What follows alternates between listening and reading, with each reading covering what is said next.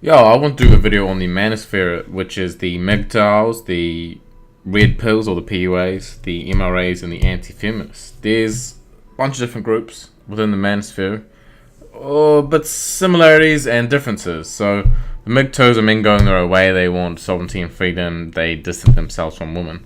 Red pillars, kind of like the red pill on Reddit, they're PUA. They're wanting to stay involved with women, but get the most benefit and use strategies to get the most benefit and not be fucked over.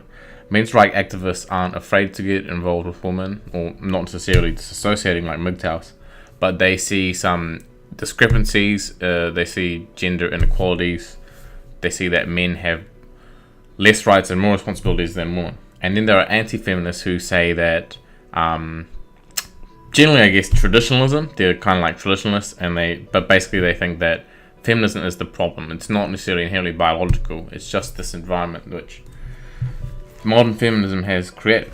So that is the basic outline of the Manosphere. So we'll start with the MGTOWs, men going their own way.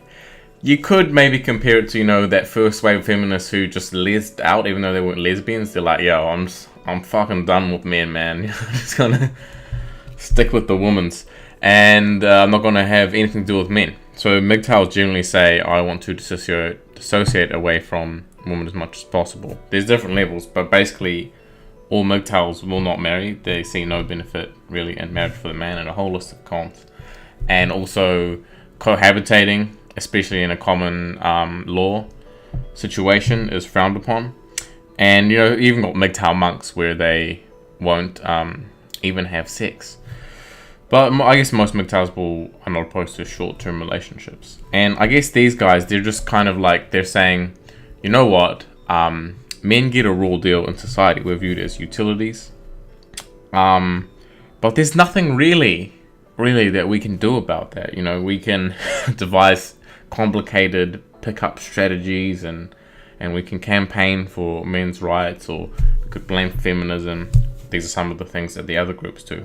But they pretty much say, the best thing I can really do is just save my energy, spend time on myself, developing myself, my career, and just avoiding all those pitfalls that come with interaction with men in the modern day as a young man, or even an older man. So the red pillars, or the pickup artists, I'm specifically talking here about red pill on Reddit. And this is a branch of the Manosphere where men see some toxicity with a woman these days, and they don't say the MGTOW approach, like, let's just fuck it, man, let's just go full monk. They're like, you know what, let's just be smart about this.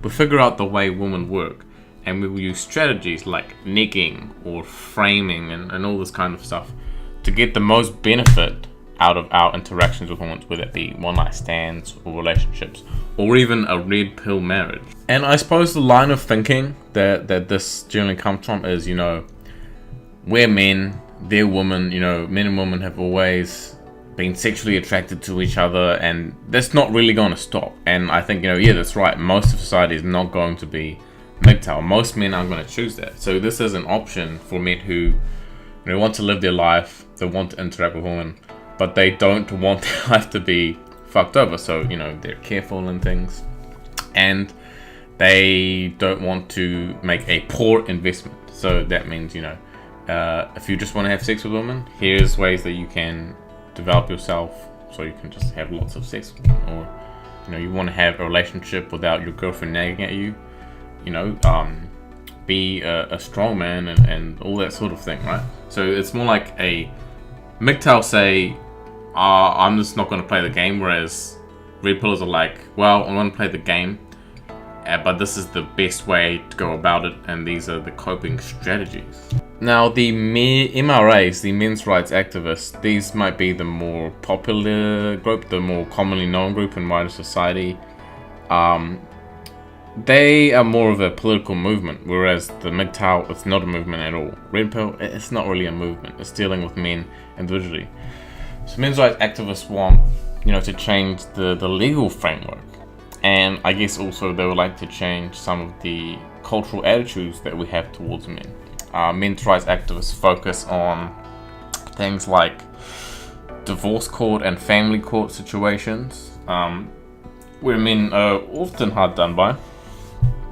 A lot of these MRAs have been hard done by themselves. Domestic violence, stats like the men and women are domestically violated equally, but they're not, given equal support. Men are incarcerated far longer than women. Men are signed up for the draft and women not. There's all these,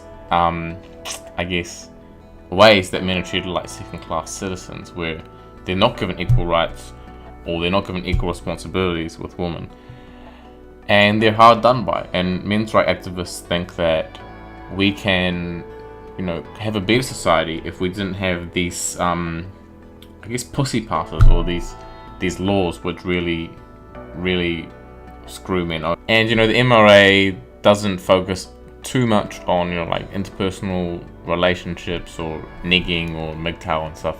It's more about society as a whole and the laws. They could be interested in other parts of the manosphere, but it's not intrinsic to being a men's rights activist.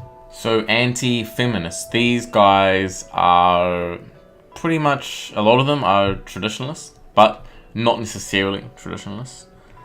And I suppose most of them seem to be against the third wave feminism, the intersectional feminism, the more recent feminisms, which are a bit, extreme. A lot of them will say, well, the first wave, the second wave, that's when, a lot of these things were necessary. But now, feminism's pretty much done its job. But the women are still complaining. And there's even areas where, women excel over men. Like, for example, at the university, most university entrants and graduates are women compared with men. And, many other areas where women really do have a fair chance. But these women, the feminists, they are saying, women still have a raw deal. And that's really not the case. And I think the root of this is these two-way feminists are encouraging women to have a victim mentality. Poor little me, I need protection, I need help. And this isn't really what the first wave feminists wanted. They really just wanted women, to be able to play sports, or to be able to have a go at the workplace if they really wanted it. And now it's sort of transformed into this ugly kind of thing. So some examples of MGTOWs say on social media, like Barbarossa, Stardust, Turtling Monkey, Coltane. Really good examples of what MGTOW is kind of about in social media. You'll find a lot of in-depth videos with content about female nature, biology. Really in-depth, fleshed out good stuff. This is one of the good things that I think MGTOW brings to the manosphere. This quite a scientifically based, practical understanding of how women work. Things like Bruffel's law and hypergamy. There's some value in Red Pill in the social media, like definitely Red Pill subreddit on reddit.com, or maybe even Rouge Fee is quite a prominent guy. The Red Pill can go into detail, the PUAs, but it's generally only in terms of how to have sex with a woman or maintain a relationship with a woman, which might not be what you're interested in. But if you're interested in that, definitely check out what I've said, those things on social media. The MRAs on social media, really valuable role, I think, because a lot of people won't listen to other people on social media, but at least they might listen to MRAs some of the time. News stories, I think, is really good. And someone like Warren Farrell, heavily respected throughout the whole manosphere. Definitely check him out for MRA content. I suppose anti-feminists on social media, what they really do well is just exposing the lies and just the ridiculousness of third wave or intersectional feminism and the toxicity that it and the evils it brings upon society. And they also tend to do it in a really funny way. Someone like, say, Gary Awesome or Bearing, really funny response videos. And I guess some other groups, which maybe, they're men enough as part of the manosphere. Got the White Knights, you got the Manginas, you got the Simp, and these are generally referred to as blue pill. Now, you don't have to put yourself into a box. You could be a MGTOW and a PUA pickup artist and a men's rights activist and an anti-feminist, right? It's not just necessarily like one or the other, okay? But people generally tend to lean towards one. Personally, I tend to lean towards MGTOW. It just maybe because I'm fucking lazy, right? But all of these aspects of the manosphere have something in common. It's supporting men and pointing out in some way or another men have got a raw deal, and that's bad. Let's work on that. And I think that can only be a good thing. The women, they got their feminism, they got their options, but men are stuck with obligations, right? So really, we need men's liberation now. We don't want to be treated like utilities anymore. We don't want to be given less rights but more responsibilities. And all of these ways, all of these things in the manosphere address that in one way or another.